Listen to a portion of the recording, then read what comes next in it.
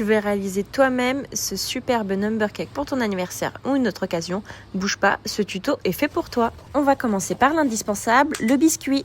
Moi, j'ai choisi la génoise, mais tu peux tout aussi bien utiliser une pâte sucrée ou une pâte feuilletée. Pour commencer la génoise, tu vas casser 12 œufs entiers dans la cuve de ton batteur. Le top du top, c'est d'avoir un batteur comme celui-ci, mais après, ça peut se faire avec un batteur à la main ou sinon, ça peut se faire au fouet.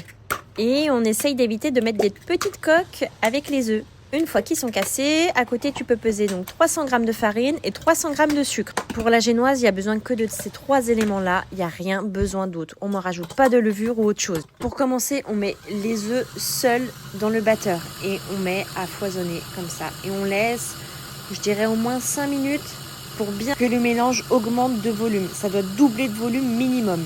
Une fois que ça a doublé de volume, comme on peut voir sur la vidéo, et que la couleur commence à devenir un peu plus claire, là, on peut commencer à mettre le sucre. Donc moi, je le mets en 2 fois. Une fois qu'il est incorporé, on laisse encore doubler de volume. Il y a plusieurs techniques pour la génoise, mais je trouve que celle-ci, c'est la plus simple. Comme on peut voir sur la vidéo, là, j'ai incorporé ma dernière partie du sucre. Après ça, je vais attendre 1 à 2 minutes, laisser bien tourner le batteur, et je vais diminuer la vitesse du batteur à vitesse 1 ou 2. J'y incorpore ma farine que j'ai tamisée au préalable et on va laisser tourner très peu le batteur. C'est vraiment juste pour incorporer la farine assez facilement et moi je finis à la maryse pour terminer. Je trouve que ça a meilleur rendu. La farine, je la mets entièrement en une seule partie. Le but c'est vraiment de faire tourner le batteur le moins possible pour faire le moins retomber la génoise. Si vous laissez trop tourner le batteur, ce qui va se passer c'est que la génoise elle va totalement retomber. Et la texture, elle sera pas ouf, elle sera pas aussi moelleuse que le résultat qui est attendu. Donc, je finis délicatement à la maryse et après, on peut couler dans le cadre. Donc, je vais vous mettre la référence du cadre dans la description, comme la recette de la génoise. Mais en gros, cette recette, elle convient parfaitement pour faire un grand cadre, donc qui fait la taille d'un style-pâte de taille classique. Ou sinon, 3 petits moules en forme de chiffre que vous verrez juste par la suite. Vous pouvez voir que le cadre n'est pas totalement rempli, mais ne vous inquiétez pas, la génoise, elle va gonfler. Comme je vous disais, il n'y a pas besoin de levure. Regardez déjà le volume qu'elle a pris en cuisson. Et c'est pas fini, elle va finir par déborder légèrement du cadre. Regardez là, ça continue de monter. C'est magique avec seulement 3 ingrédients, les plus basiques. Donc du coup, soit le grand cadre, soit ces 3 petits chiffres-là qui viennent de chez AliExpress. Vous pouvez les retrouver partout, sur Amazon ou autre. Et pareil, moi je les remplis jamais entièrement, je remplis toujours qu'à la moitié maximum, sinon ça finit par déborder. Une fois sorti du four, je laisse refroidir tranquillement une demi-heure et après je viens démouler du cadre. Un léger coup de couteau tout autour et franchement ça se démoule super facilement. C'est juste pour pas l'abîmer, on va pas y aller comme une brute à essayer de démouler comme ça. Non, un petit coup de couteau autour et comme vous voyez, ça vient tout seul. Et le gros plus, c'est qu'elle est super moelleuse, elle est pas sec du tout. Regardez-moi ça. On dirait un matelas tellement c'est moelleux. On va la laisser finir de refroidir tranquillement. Et nous à côté, donc on peut démouler les 3 autres chiffres que j'ai fait. Donc c'est vraiment au choix, le cadre ou les chiffres. À ne pas oublier que sur le début de la vidéo, le number cake contient 2 grands chiffres à 3. Donc bien évidemment qu'il faudra faire 2 grands cadres, donc multiplier la recette par 2. À présent, on va se lancer sur la crème. Donc tu as 2 options, soit la chantilly mascarpone, ou moi celle que je préfère, c'est la crème diplomate.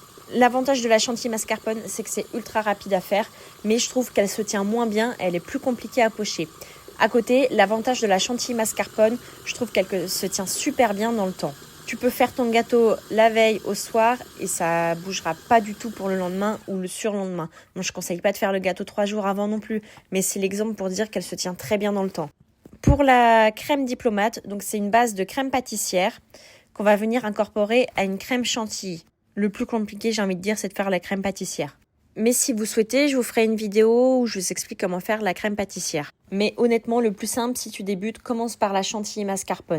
Pour 1 litre de crème, moi, je dois mettre 500 g de mascarpone. Mais après, si tu la trouves trop liquide, tu peux rajouter de la mascarpone. Si au contraire, tu la trouves trop ferme, tu rajoutes de la crème. À ça, tu peux y rajouter du sucre glace et après des arômes, de la vanille ou tout ce que tu veux dedans.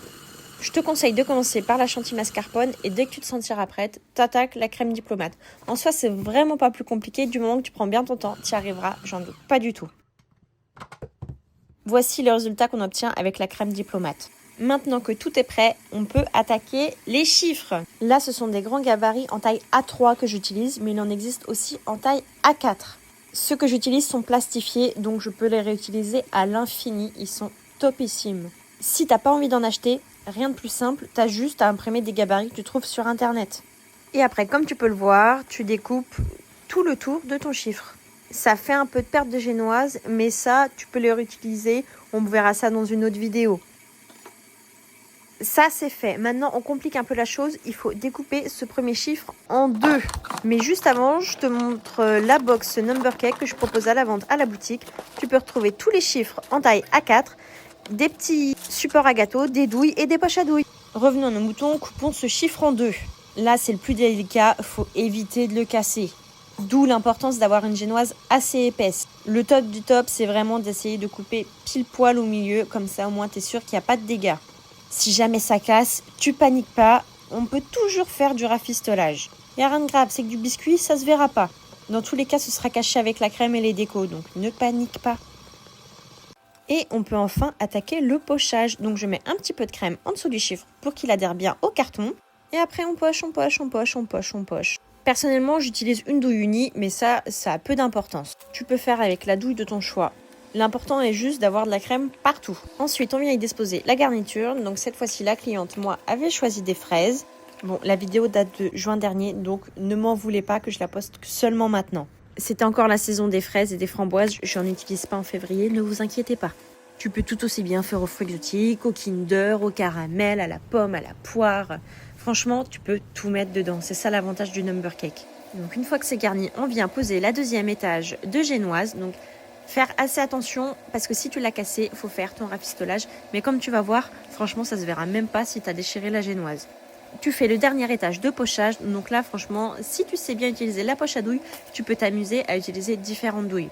Moi, je reste à la douille unie parce qu'il faut avouer que c'est le plus simple et le plus rapide. Une fois qu'on a fini tout ça, on attaque la déco. Au préalable, j'avais fait sécher des petites meringues et je suis allée récupérer des fleurs chez la fleuriste qui est juste à côté. Il faut savoir que si tu veux mettre des fleurs dessus, il faut surtout très bien les protéger. Tu ne peux pas planter des fleurs comme ça dans ton gâteau. Personnellement, je les emballe dans du cellophane et ensuite j'ai utilisé du scotch à fleurs. Maintenant qu'on a terminé le premier chiffre, on s'attaque au deuxième. On répète les mêmes opérations que le premier. Il se peut qu'il y ait certains chiffres qui soient un peu plus compliqués que d'autres à faire. Comme par exemple là, le 8 découpé au milieu, c'est pas ce qu'il y a de plus simple. On voit que je galère un petit peu à récupérer la génoise et pour pas que ça s'y mette de trop, c'est un petit peu galère. Mais bon, ça se fait, on panique pas. On répète l'opération, on leur découpe en 2.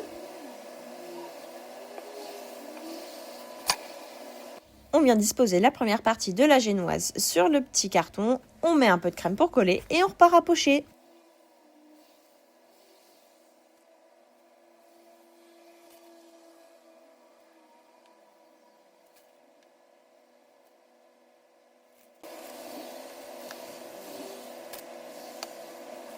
On met encore une fois de la garniture. Donc ça c'est pareil, la quantité, tu mets ce que tu veux dedans. Si tu veux pas mettre de garniture, si tu veux mettre que de la crème, tu mets que de la crème.